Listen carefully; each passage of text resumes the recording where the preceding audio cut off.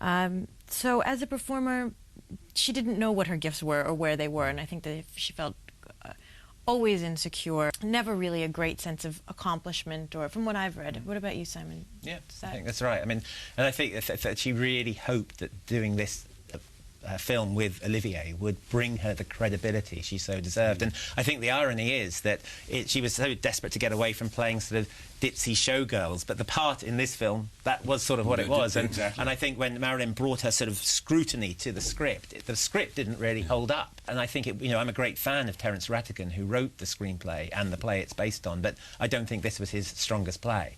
And I think that there was a frustration there because it was very hard to work out the motivation. Yeah, I think that's one of the reasons that she had such a difficult time, is assuming, well, I'm going to take a part that Vivien Leigh played. Yes. That must be great. Yes. Olivier will be there. I know he's great. Correct. And I think that she didn't and then when she got there, discovered that the script was sort of full of holes. Yes. And that she had saddled herself with an impossible task, basically put herself right back in the position that she has always been as a ditzy showgirl, and was really fighting against a difficult piece of material. Where do you think that it's fascinating what you're saying about this, the inability to access these things in her life that are so rich? Where did she get this joy from? That, for instance, she like in the movie, it seems so genuine. How was she able to access this thing you described as incandescent, just where she seems so happy? Yeah, exactly.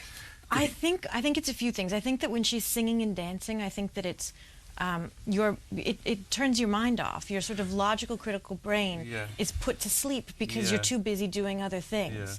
Yeah. And I also think that some part of her, I think that the trauma that she experienced when she was a young girl, I think that some part of you stays locked at that age. I think that she was an eternal child. I think that some part of her profoundly didn't grow up, and I think that's where that joy, as well as the sadness, but I think that that's where it comes from, because it feels so